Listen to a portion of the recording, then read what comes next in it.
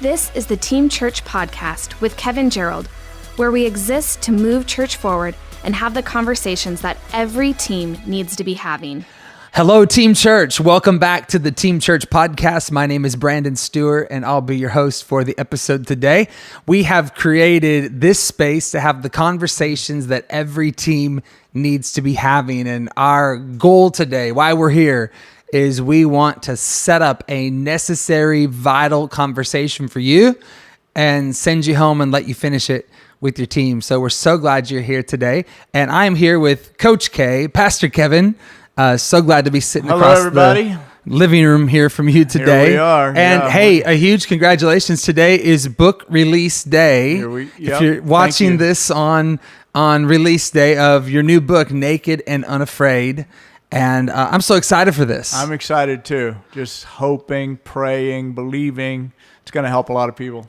Absolutely. I want to encourage you as we get into the conversation today that this is a resource that you can order for yourself and for your team today. It's available today everywhere books are sold. And I know as our home church, we're going through a series on this. We want to invite you to do it with your own church as well.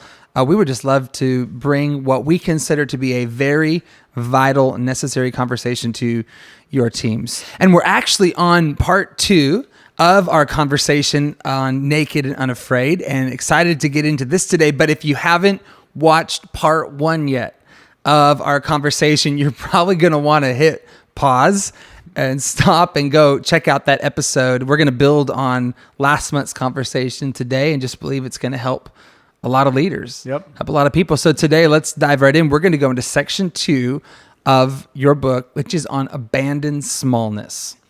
Which is actually in that subtitle on the cover. The whole book, Naked and Unafraid, is we wrap it up in 5 keys to abandon smallness, overcome criticism, and be all that you're meant to be. So I love this topic. I'm ready to talk about it today. We actually liked it so much, too. We put it in the Team Church code as well. So I think this is a really big idea for our tribe. In fact, it says this. I love this. You found this in the Message, 2 Corinthians chapter 6 and verse 11. It says this: Dear Corinthians, I can't tell you how much I long for you to enter this wide open, spacious life. But then it says this, and you write this in the book: we didn't fence you in. Right. The smallness you feel comes from within you. Wow.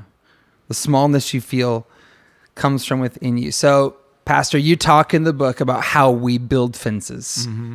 We build fences internally that keep us small. I guess I'm just going to let you go here for a second. And I think that the Apostle Paul is writing with a word picture to make it really clear. Hey, you're living little.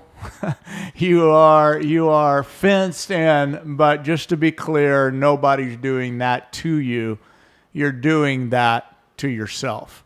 That's right. And even in the NIV version of it, the Apostle Paul, he says something like, hey, I came to you with a wide open heart, but you've responded to me by being closed and guarded. So I think he's wanting to really get right to the point there and to make it clear that we do this to ourselves.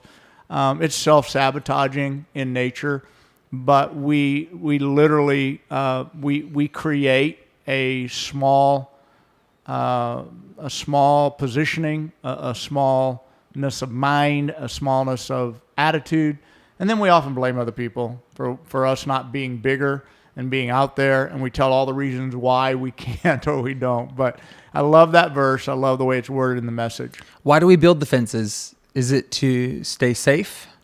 Yeah, we build fences out of fear, really. It's the dynamic of fear. Something tells us when we're young or after we're young, actually, we start maturing a little bit, and that we have to play it safe. And that playing it safe is the safe way to live, when actually in the book we talk about playing it safe is dangerous. And no one really wants to talk about the dangers of playing it safe. But that's really why we build the fences and fence ourselves in. It's something we're afraid of. Like we're afraid of of rejection. We have insecurities about if we put ourselves out there, how's it going to be received? If we try something, will we fail? What are people going to think? And this is like all of us deal with it. No matter what role you're in, what position you're in life, everybody deals with it. Well, and you talk about this idea too, like, let's just take the word rejection, that it's easier to reject first rather than be rejected. That would be offense. That I'm going to reject you so you can't reject me. Exactly. I talk about a young man in our church who told me his story of how his dad had abandoned him at a young age. And every time we'd reach out to his dad by text or calling, he felt like his dad was always saying, hey, I'll talk to you later, or I'll get back to you at some point. And then somehow he grew into this habit. And he shared this with me. He said he grew into the habit of feeling like that was what a man does. Like, so he starts rejecting people by way of, if he would get a text, he wouldn't text back. If he'd get a call, he wouldn't call back. And now he looks back and he says, that was so silly. I don't know why I was doing it, but I can't imagine how many people that I actually rejected out of my own smallness that God was trying to put into my life. And now he's 28 years old. He has a son of his own, and he's become a counselor, a youth counselor. Wow. I'm really proud of him. He's on our platform, on our worship team. I'm really proud of him because he has identified a smallness within himself that he had picked up as a protection mechanism to rejection that he felt from his dad. So we often reject or we push back against something like that because we're not wanting to put ourselves out there. Well, and you actually say it in the book that what fits now hurts later. So that's fine maybe for this moment, but I'm going to get to a place where that's going to not work for me anymore. Right. I tell the story of my grandson, Kyan, and in a store, he liked the tennis shoes. We were going to buy him, but then he wanted maybe to try the next size up, and they didn't have it in his size. And so then he's going, oh, no, I'm okay. My feet are fine. I feel fine. And I'm going, son, you're going to, if it's hurting now, you're going to grow out of it really quick. And that's where, it started occurring to me that, okay, imagine when your parents told you to go apologize or go tell someone you're sorry, how hard that was. But in the big picture, they were making you bigger on the inside. Totally. Like they were helping you to move along by being able, in that moment, it hurt. Like, it's like, I don't want to say I'm sorry. No, they did it. They started. But your parents said, no, you go apologize. What they were actually doing is they were making you bigger. So what fits now hurts later. Yeah. Like if you don't grow bigger than that right now and take the bigger route in life and the bigger picture in life, it's going to hurt you down the road. Wow. Something that you said in the book that I feel like we all need to be reminded of, and I think this really kind of gets to the heart of what you're talking about here, is that we can't shrink the greatness and the potential in our own life in order to accommodate the insecurities of those around us. I loved this thought because whether it's said or whether it's unsaid, people around us, if we start to move forward, if maybe God blesses our life in some way or we're used of God in some way, I think that it's very possible that people will, whether you want to call it jealousy or envy or there could be a million words for it, but insecurity in others will pop up around you, but we can't limit ourselves by other people's insecurity. Right. We can't allow, and man, it's so common, Brandon. And I would just say, this is a section for leaders and teams to just realize if I can persuade you today to understand that when people around you say small things, innuendos, it happens to everyone. Like when you start to pop up a little bit, maybe in your church leadership, people will say, oh, you're a big shot now, or who do you think you are? Oh, you're the pastor's pet, or, whatever those silly taglines. But where do they come from? They come from small, insecure feelings that other people have. They come from the very people that wish they were doing that usually. Yeah. And it's that, and, and you can't just argue with them. You can't even start to defend yourself. But at the same time, you also need to understand that when you shrink to the size of those people who are insecure, it doesn't make them any more secure. Wow. And that's really crucial. Like, Yes. you don't win by coming down to their level with that, to like, okay, well, I don't want you to feel bad at me. I want to be your friend. That doesn't make them any more secure in life. And secondly, if you can just realize that when you reduce your confidence, you compromise your calling. So if you're a team member, a staff member, who God's promoting you, Wow. and God's bringing you along into new places and spaces, you're going to have people.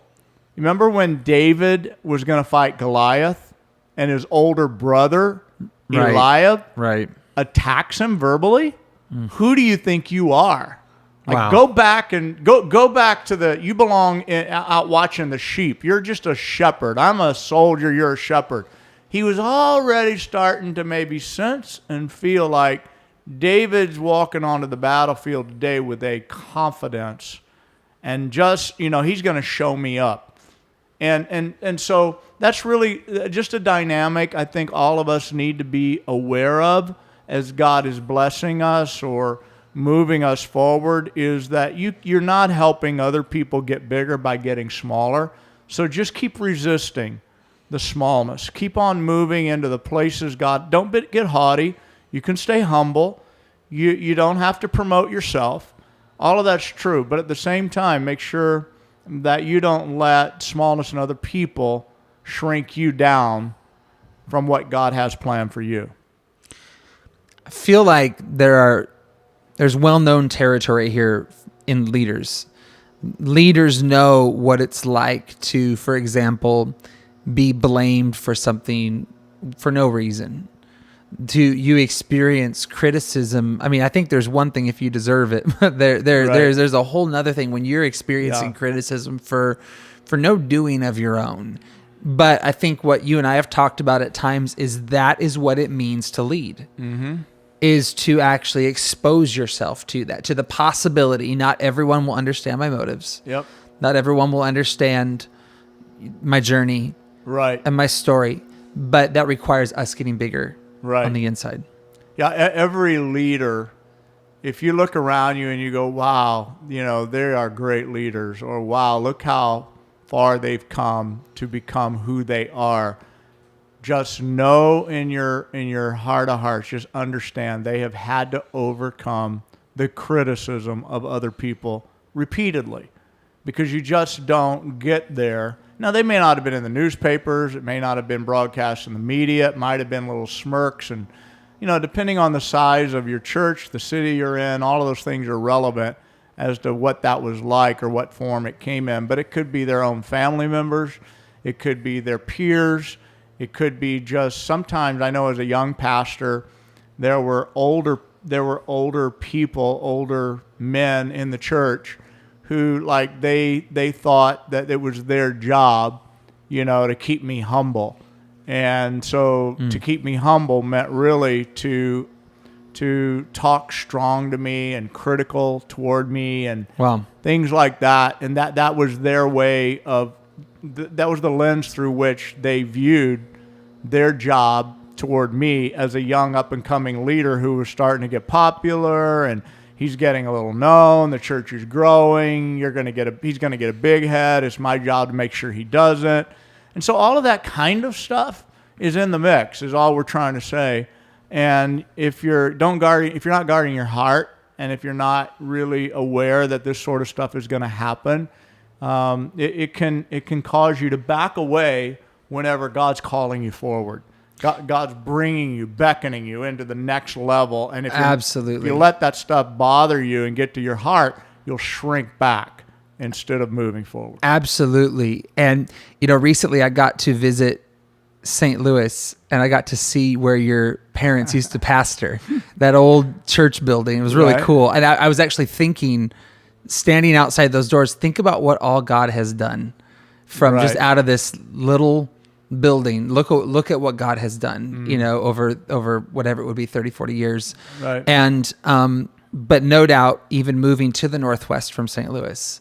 And then we have a merger years ago in our history, there were moments where God brought you from one season to the next, and it required something, I know, of you and Pastor Sheila to respond to that next season of what was next for you. Yeah, and that's really looking back, the grace that brought us to where we are is amazing in and of itself, and we're thankful for it. But definitely, no one will probably know like we know the sound of the critics' voices along the way. And now I don't have to. It doesn't hurt anymore. I'm not here to complain about it. I'm just here to share our story, hopefully to encourage other leaders that you cannot allow yourself to get sucked into small-minded and small-thinking people who oftentimes mean well. Honestly, they don't even know what they're doing or saying. You just have to keep your eyes focused on the bigger picture. And I brought that up even to just say it would have been so easy for you to succumb to those voices and stay right where you had been. Absolutely. We've given up friendships. We've given up, when it came to pleasing people, there are people displeased, and you have to deal with that. Like, you just have to, that they're not happy with you. I mean, even to this day, honestly, I'll tell you a couple little things. When your church goes from being, a church where everyone sees you on the weekend versus seeing you on a screen, and watching you at locations and things like that. It's amazing how all of that leads to conversations with people who oftentimes do not know what they're saying in the bigger scope of things, and how their criticism is hurtful, but they tell you, I like you better in this way. I like you better in that way. I want you doing this. Yep. I don't like that. And actually, it's hard for you. You're trying to figure out how to do new things and be in multiple places at one time and expand into the territory God's calling you to, giving you, or whatever. But that's really in my world now, that's kind of how it looks. But I think it's peer to peer, it's friend to friend, it's people you grow up with. Sometimes they can't only be there for a season. Some people are for a season, some people are for a reason, and some people are for a lifetime. Yep. And the ability to overcome that, keep on moving forward, that's abandon that smallness is one of the things we're talking about. So on the other side of abandoning smallness is a life that in the book, and I love the section of the book. I love when you taught this in our church. On the other side of that is a life you call sand and stars. Mm-hmm. It is the wide open life that God has for us. Would you just unpack that thought for a second? Sand and stars. Well, the sand and stars is those dreams that God puts inside of all of us.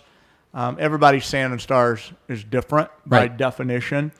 Of course, everybody who knows their Bible knows that has something to do with Abraham. And he walks out, into the night and the clear sky, and God speaks to him and says, "You see the stars?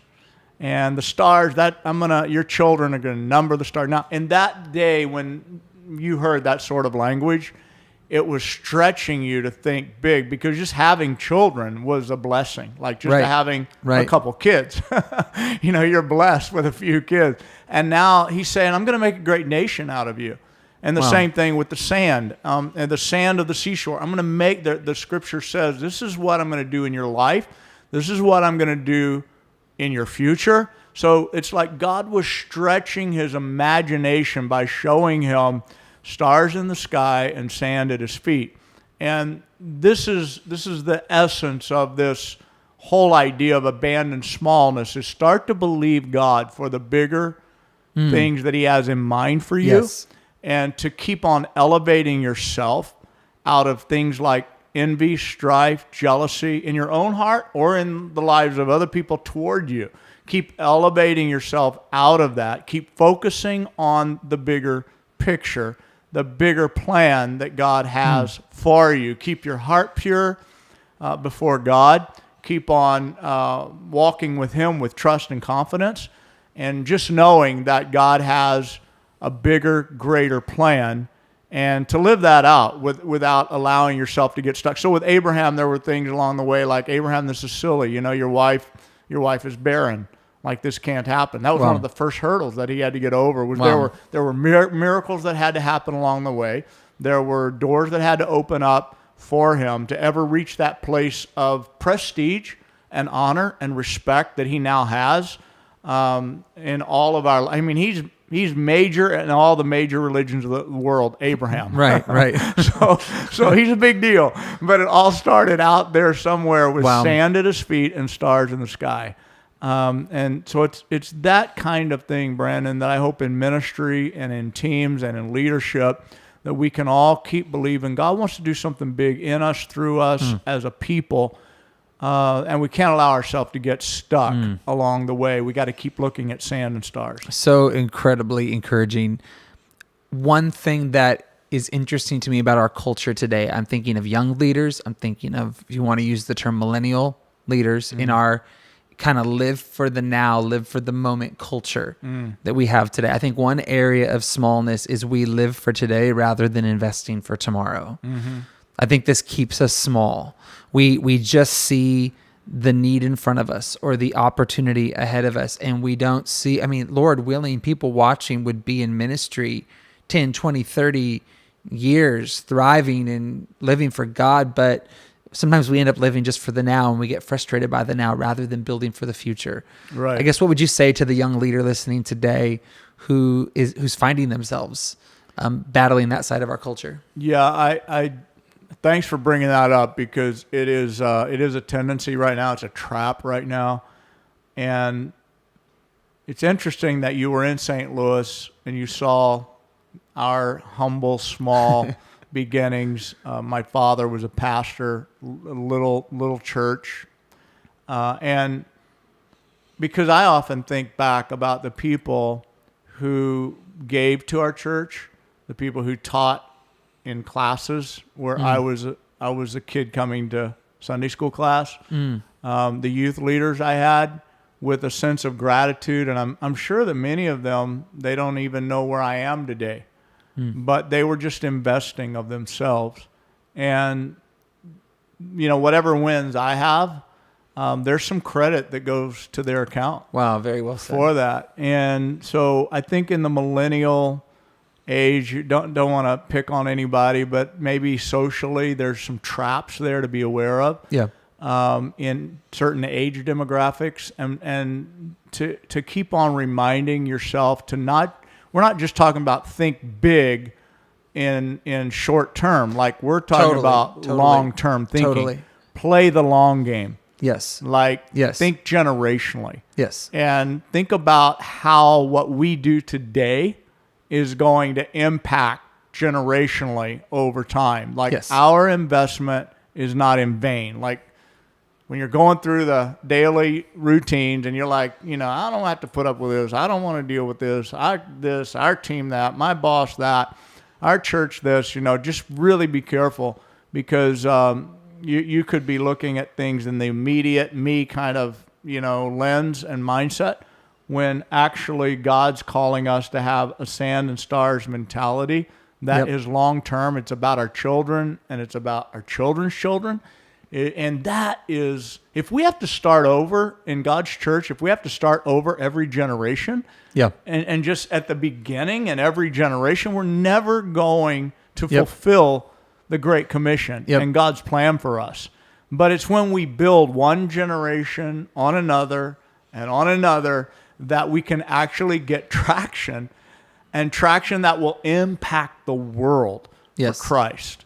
So there you go. I'm opening this thing up and on fire a little bit, but it's thinking 3, it's thinking big, it's thinking generationally, it's thinking sand, thinking stars. That's what we mean when we say abandon smallness. Get past the petty, get past the immediate, get past the moment, get past the argument, get past the feeling you have with someone, the issues you have with each other. Transcend all of that on a repeated basis in your life.